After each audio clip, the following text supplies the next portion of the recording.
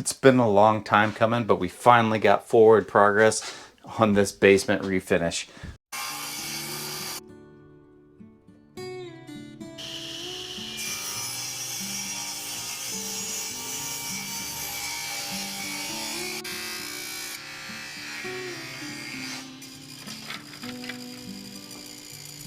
Do you like painting? Thanks for helping out.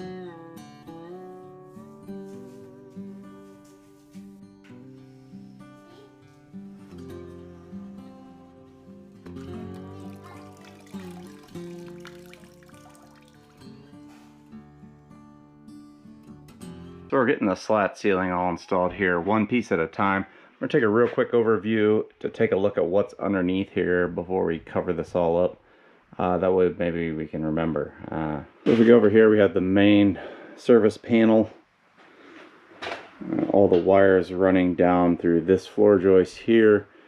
We have a 2-inch conduit that runs from here all the way up to the open end on the front edge of the washroom, or at least where that's going to be. That way we can always snake wires through this 2-inch conduit and access here just above the electrical panel and get in there and add whatever we need to. Here's our gas line feed for the garage. We have a T here. You can add in a stove connection if you want to for upstairs in the kitchen.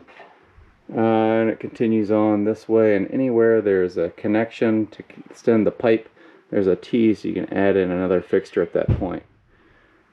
We have a junction box here. This feeds the kitchen.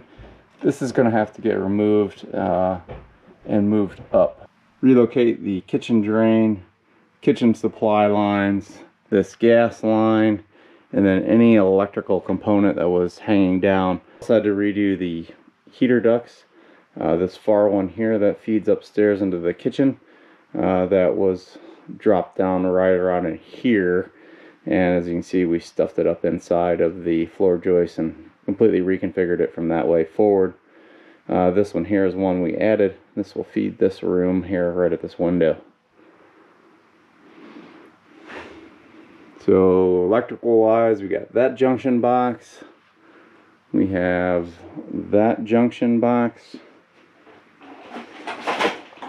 Here is another junction box up there that we already covered.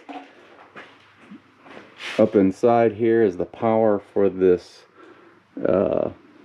valance lighting, I guess you call it. That plug is up there. The cable line for the modem also goes there. That gray wire and the black wire. The black is the coax. Comes in the back of the house. The gray wire goes down that pipe through the wall and out to the garage. The white wire there is the garage door opener direct feed. So we have all that. I think that just about covers it. But this is how we're powering our lights. I have an outlet just in case we need to change it out, put in a different fixture. I switched outlet there. This is our Meanwell power supply, and we've made our own homemade junction box or metal enclosure just in case it ever has any issues. So kind of firebox, if you will. Hidden lighting here in the ceiling slats is fed by this box, and we're approximately, I don't know, 18 to 20 inches from the door opening over,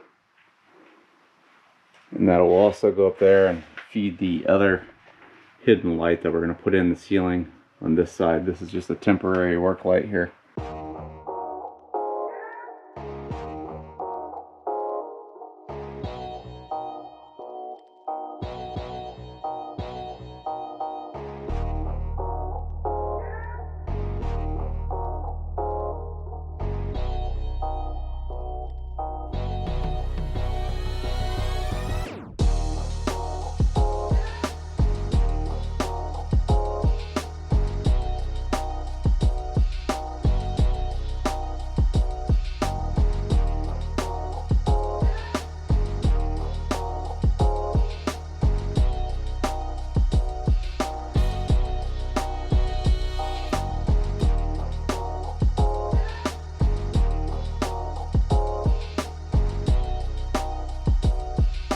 been a long time coming, but we finally got forward progress on this basement refinish. Let's go in here past our sliding pocket door we installed. We got some like valance lighting here. It's on a switch to lightly illuminate the room, give you a pathway without blinding everybody in the bedroom here. And then we also have an additional switch here, which will illuminate the entire room. So here we go. Yeah, we have a ceiling. We have a ceiling in a basement that has a low height restriction. All the utilities are covered up and not visible. The ceiling was super cheap, just time consuming. We went at it basically 1.5 inches at a time. These are just 2x4s that we ripped down, 12-foot long 2x4s, so we can get a single piece to span the whole length of the room here. And then we air nailed those directly to the floor joists, and I think it turned out really good. I'll pan you around here, you can take a look at it.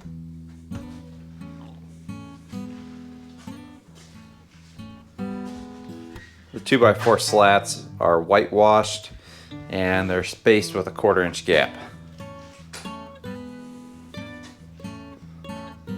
LED strip lights were installed, and they were installed such that they face the interior width of the slats in 2 spots, here and there. That way you're not blinding yourself with the light. Kind of an indirect way of lighting the room.